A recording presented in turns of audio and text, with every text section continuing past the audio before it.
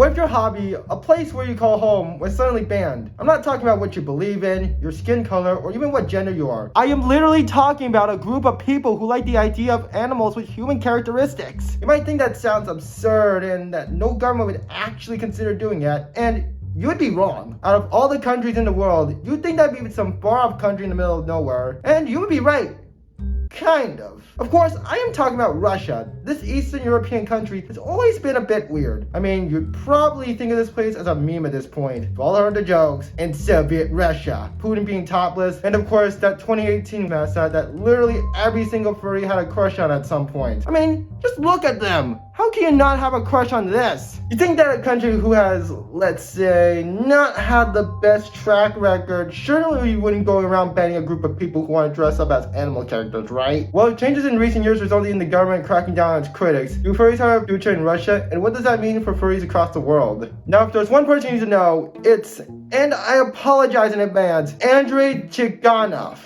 I probably pronounced that wrong. He's the chairman of the Commission for the Protection of Children. Basically, he determines what children see, and apparently he thinks that furries are constructing their little developing minds. Oh, won't somebody please think of the children? You might think this sounds ridiculous, and yeah, it is. However, there is a bit more to the story. Looking into what Andrei is quoted saying, LGBTQ ideology, radical feminism, anti-furries, child-free.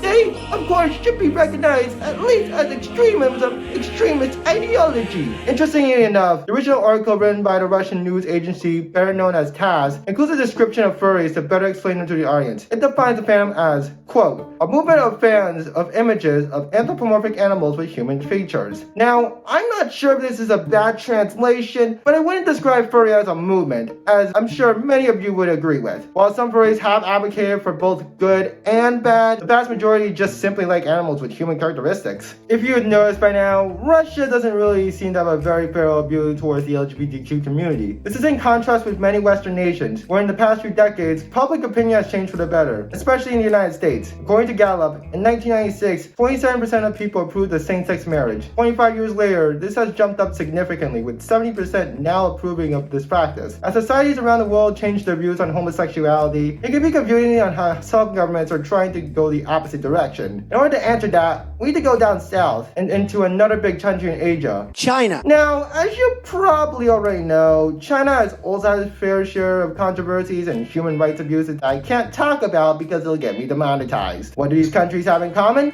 A lack of democracy. What do LGBTQ rights and voting have in common, you say? A whole lot more than you think. To explain, we need to talk about how politics works in an oversimplified manner. Let's imagine two parties, the Orange Party and the Purple Party. There are issues like the economy, healthcare, student debt, and furries? These two parties have their typical standards and these standard talking points, but one of them is rather unique. While the first three are things that everyone know about, the last one is different in that many would support it but don't know enough to actually do so. Of course, the Orange Party, knowing this, decides to campaign for furries. They do this by promising laws to give furries more rights, but also indirectly by educating people about what furries are and why they should have those rights. This obviously gathers the support of many furries who also like the party because of the other stances that benefit them. The Purple Party, however, does not like this. In order to combat the Orange Party, they decide to grow their own voting bloc, one that is against furries. Of course, they try to at least make it seem like they stand for something, like wanting to keep the streets clean from people wearing animal costumes. They spread information on how they do things in their suits, and how they're just weird. Wait,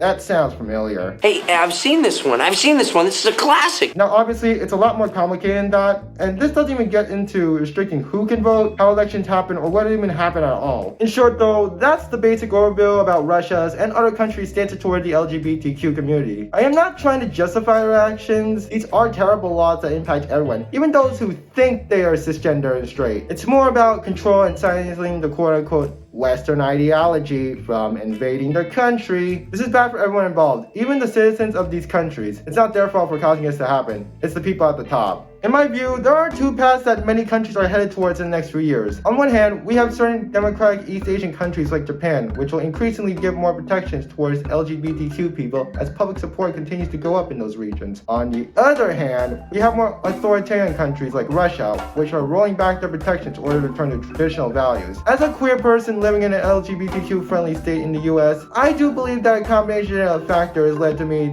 discovering myself in a sense. Furries, but more broadly, the internet played a large part in my and many other people's sense of figuring themselves out. I don't think that trying to restrict this new form of communication is really a sustainable path going forward for governments around the world. If you're living in Russia or another country as a furry, LGBTQ, or some other minority, maybe you have a friend or family member there, I'm rooting for you. And I really do hope it gets better. I'm not sure what the future will hold for these countries or the LGBTQ community around the world in general, but I do know that with time, that it'll get better.